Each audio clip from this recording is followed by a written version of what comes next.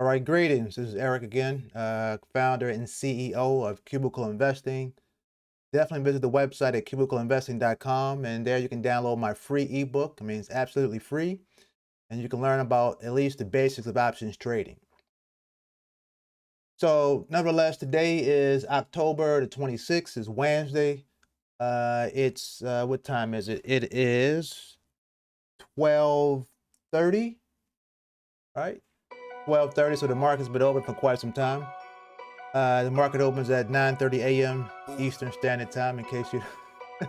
Anyway, so yeah, when the market opened this morning, it opened down roughly 24 points. So as you can see here, we're looking at a 5-minute chart, right? So each one of these candlesticks represents 5 minutes worth of price action. Now, when the market closed yesterday, October the 25th, the market closed at 38.59. So when it opened this morning, it opened 24 points down. It opened at 38.25, and as you can see here, it opened way outside of the Bollinger Band. So I get really excited when I see the market right out of the gate make an extreme move, right? Because it lets me know where it gives me a good indication of where I need to be. Well, I need to be on the put side, on the call side. So I decided, because it opened so far outside of the Bollinger Band, the lower Bollinger Band, right? Let me go back. So it opened so far outside of the lower Bollinger Band, right? So this here is the lower Bollinger Band. This here is the upper Bollinger Band. It's just an indicator that I use to help me determine which side of the market I need to be on, whether it be the put side or the call side. Right. So I decided, because again, it was so far outside of the lower Bollinger Band that it's probably going to bounce and go back inside of the Bollinger Band, which it did. As you can see here, for the next 5, 10, 15, 20, 25 minutes this morning, it traded sideways. It traded sideways. So I suspected that, eventually it will trade sideways and, and potentially bouncing and trend upwards, right? And so I decided to put on a vertical put credit spread where I sold the 37.80 strike and I bought the 37.75 strike, which creates a vertical spread, right? It creates a vertical spread because these positions are vertical with respect to their position of one another. And so when you simultaneously buy and sell option contracts on the same side, on the put side, you create what they call a vertical credit spread. And so my spread on this position here is 5, right? And so every option contract controls 100 shares of the underlying. The underlying in this case is SPX. So you multiply 5 times 100, and my risk on this trade is 500. But oh, by the way, I have sold 4 contracts, so you multiply 500 times 4, and that gives you 2,000. So my risk, or the capital required for this particular trade, is $2,000. And so when I put this trade on, it was what time was it? It was 10:05 when I put the trade on, and at 10:05, the price of the underlying SPX was at around 38.39, right? So just to give you a visual here, so 38.39 is roughly here. So the price of SPX was roughly here when I put on this position. And so when I put on that position, I took in a credit of 35 cents, or again, $35, because every option contract controls 100 shares. So you move the decimal point 2 places to the right. Right, so I took in $35 for each one of those contracts that I sold. So 35 times, times 4, and then I added later on, I added additional credit on the call side. So I went on the call side and I sold the 39.25, and I bought the 39.30. And again, it's the same width on the strike prices, because your strike prices are down the middle, right? And so I sold the same number of contracts. And so, and essentially, when you sell a vertical call credit spread in addition to a vertical put credit spread, the strategy is called an iron condor in options language. So the credit that I took in for that entire position is $240. And so as you can see, thus far I've made 91% of that. So if I wanted to close the trade out right now, I could buy it back, right, and walk away with $220. So anytime you sell something, in order to close it out, you have to buy it back, right? And so if you sell something and you want to close it out, you want to close it out or buy it back for less than what you sold it for, so that you can walk away with money, right? So and then also I put on a trade in my Think or Swim account, and so right now I'm up $105 on that trade. And so in that account, I think I'm at I sold the 39.25 and I bought the 39.35, and I sold 3 contracts.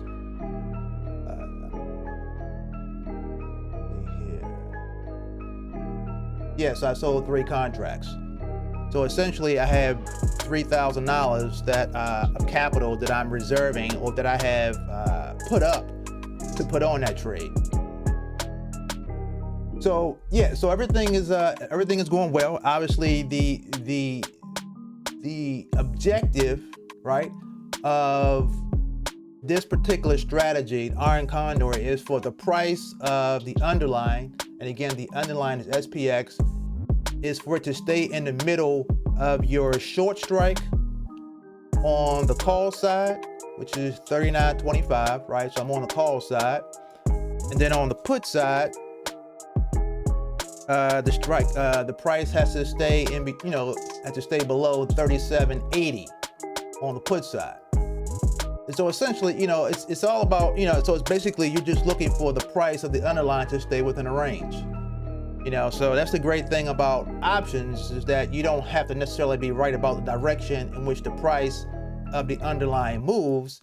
You're just looking for the price of the underlying to stay within the particular range, and you can still make money. All right, so I'm back with a quick update. So it's roughly, it's 1 o'clock. It's 1 o'clock.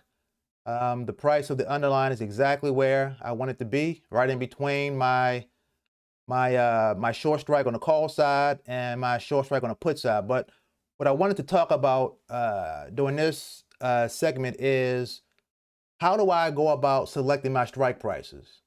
Well, one of the things that I look at, not the only thing, but one of the things that I look at, and it's sort of my starting reference point, right, when the market opens, is, so when the market closed yesterday, the price, it closed at, when I say the market, the S&P 500 or the SPX, it closed at 38.59, right? And so what I did was I went into this platform, Tastyworks, and I said, okay, what is today's expected move, right? I did this yesterday. So what is today's expected move? So today's expected move was, got it written down, it was plus or minus 46, right? So it was plus or minus 46 here.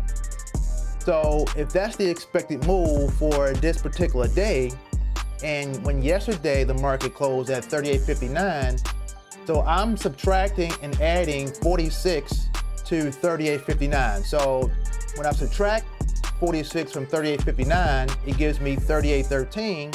And when I add 46 to 38.59, it gives me 39.05.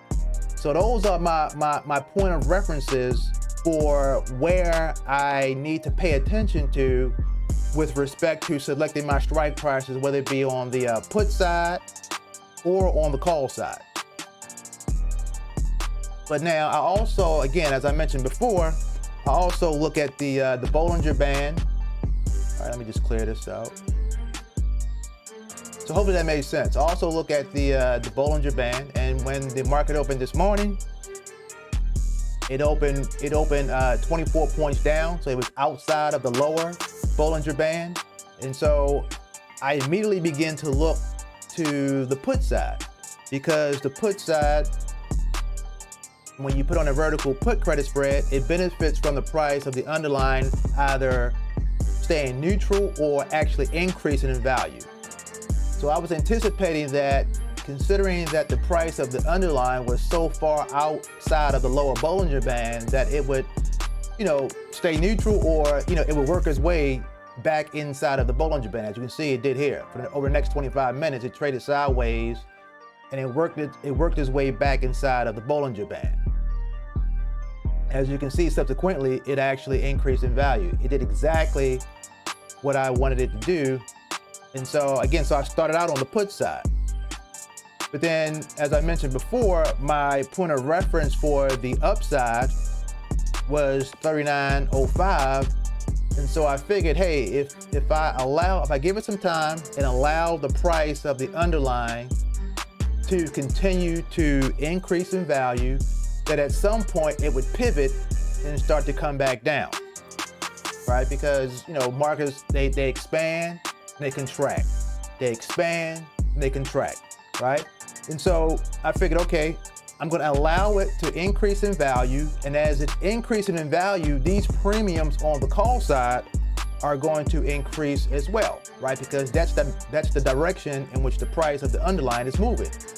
But I also wanted to be beyond that 39.05 point, right? Because again, the expected move was, plus or minus 46. So when you add 46 to yesterday's closing price, that puts you at 39.05. So I wanted to be beyond that, right? Because the objective here, when you're going on the call side, is for the price of the underlying to stay below your strike price on the call side, right? So I figured if I got beyond 39.05, then I would certainly be, I should be safe, but anything could happen in the market. But nevertheless, I put the odds in my favor, if you will.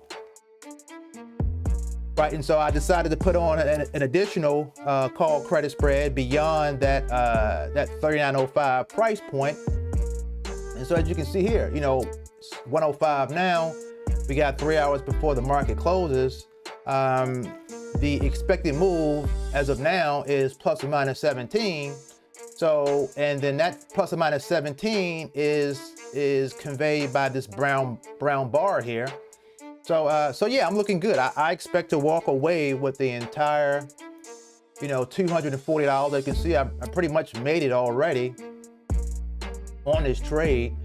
And also the same thing I've done in my Thinkorswim account, 127 at the moment. So it's not difficult at all. This is, trading options, particularly selling options, is not difficult at all.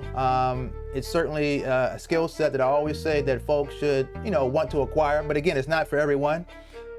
But nevertheless, if you're viewing these videos, then, I think it's probably something that you are interested in.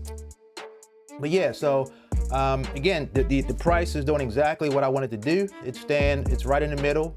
Let me just scroll down. So as you can see, it's right in the middle. The price is way above my short strike on the put side of 37.80, and it's way below my short strike on the call side of 39.25. So I'll come back right before the market closes to give you guys basically the final update, and I should be walking away with the entire 240 and also the 140 in the Thinkorswim account. All right, I'm back. It's close to 3:30, so we got a little more than 30 minutes before the market will be closing out. So as you can see, the price, as I always mention, as I mentioned before, the price of any underlying, likes to stay inside of the Bollinger Band. So as you can see here, the Bollinger Bands have contracted in comparison to early on in the day. So meaning that, we're not gonna see much more movement from the price of SPX, and then that's also validated by just how small the brown bar is, right? And then the brown bar corresponds to the expected move at this particular point in the trading session. So yeah, again, unless something really extremely unusual happens, the price will definitely not fall below my strike price on the put side of 37.80, and it's certainly not gonna get above my strike price on the call side of 39.25. Right, so let's look at the the P&L. As you can see here, I've already made the entire $240 that I made for selling the spread earlier on. And then over in Thinkorswim, I only put a vertical call credit spread on in the Thinkorswim account, and so I made the entire $135. I think I said 140 earlier, but the credit that I received was actually $135. So not bad for one. Again, my goal is every day to get between $300 to $500 on my trades, and yeah, to be consistent. Now, earlier on, I thought actually the price was going to continue to drop. This was around $12.35. The price started to drop, pretty sharply. So I was thinking maybe I should go ahead and just close out the put side and keep the call side on, or just close out the entire trade altogether. But then I looked at the advanced declining indicator, which is basically an indicator that shows the number of stocks that are advancing or increasing in value minus the number of stocks that are decreasing on value on the New York Stock Exchange.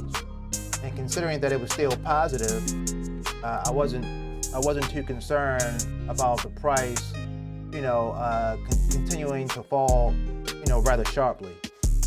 I figured it would probably level out at some point, and it did. And so I decided, that I would just stay in the vertical put spread.